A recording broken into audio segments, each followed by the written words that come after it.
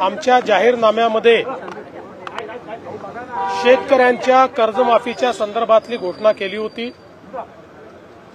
त्या संदर्भात आम्ही मागच्या काळामध्ये एक समिती तयार करून कर्जमाफी कशी करायची, दीर्घकालीन उपाययोजना काय करायच्या, अशा सगळ्या गोष्टींचा निर्णय केला होता। कारण कर्जमाफी हा एक भाग आहे, पण शेतकरी वारंवार कर्जाच्या विळख्यात अडकतो आणि म्हणून त्यांना आपण बाहेर कसं काढू शकतो अशा प्रकारचा सगळा विचार व्हावा अशा प्रकारची अपेक्षा होती। त्या दृष्टीने आम्ही जे मित्राचे चेअरमन आहेत प्रवीण परदेशी यांच्या अध्यक्षतेखाली एक समिती तयार केलेली आहे। ही समिती कर्जमाफीच्या संदर्भात कशा पद्धतीने ती करता येईल, त्याचे निकष काय असतील, भविष्यात शेतकऱ्यांना आपल्याला कर्जाच्या विळख्यातनं बाहेर कसं ठेवता येईल किंवा थकीत कर्जात तो जाणार नाही याकरता काय उपाययोजना करता येतील, या सगळ्या बाबींवर निर्णय करेल।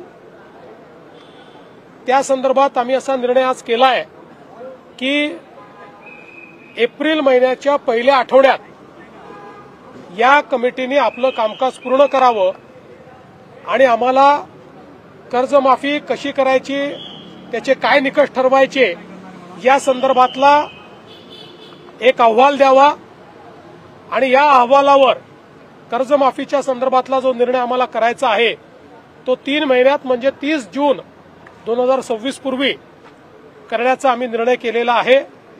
त्यामुळे आता सगळे टप्पे आम्ही या ठिकाणी ठरवलेले आहेत। सगळ्या नेत्यांशी आमची चर्चा झाली, अतिशय सकारात्मक चर्चा झाली। त्या चर्चेमध्ये त्यांनी देखील याला मान्यता दिलेली आहे। आम्ही त्यांना समजावून सांगितलं की आम्ही पहिल्या दिवशीपासून कर्जमाफीच्या बाजूचे आहोत, आम्ही दिलेलं आश्वासन पाळू हेच सांगितलेलं आहे। पण आता लगेच शेतकऱ्यांना त्यांच्या खात्यात पैसे देणं गरजेचं आहे।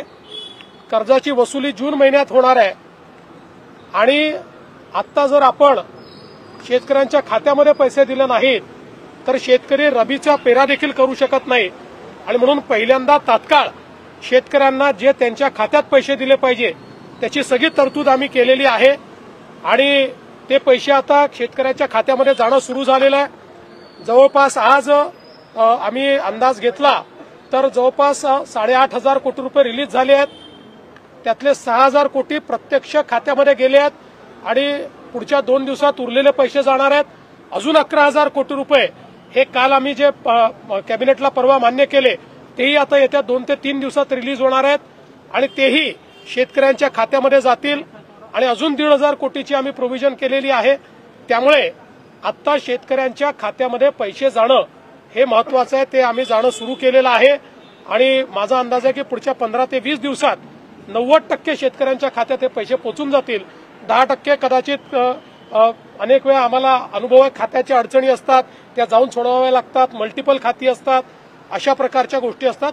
त्यामुळे तेही आम्ही त्यांचंही जे बाकी 10% आहेत त्यांचंही आम्ही त्या ठिकाणी पूर्ण करू आणि फॉर्च्युनेटली याला कुठली आचारसंहिता नसते, त्यामुळे आचारसंहिता लागली तरी ही मदत त्यांच्या खात्यामध्ये जाऊ शकते। त्यामुळे आम्ही त्यांना समजावून सांगितलं की पहिल्यांदा ही मदत देणं हे महत्वाचं आहे, त्यामुळे ती मदत आम्ही देऊ आणि मग ही जी काही कमिटी आम्ही केलेली आहे या कमिटीचा रिपोर्ट घेऊन त्याच्या आधारावर आम्ही ही कर्जमाफी करू आणि त्याला त्यांनीही सकारात्मक अशा प्रकारची भूमिका त्याच्यावर घेतलेली आहे।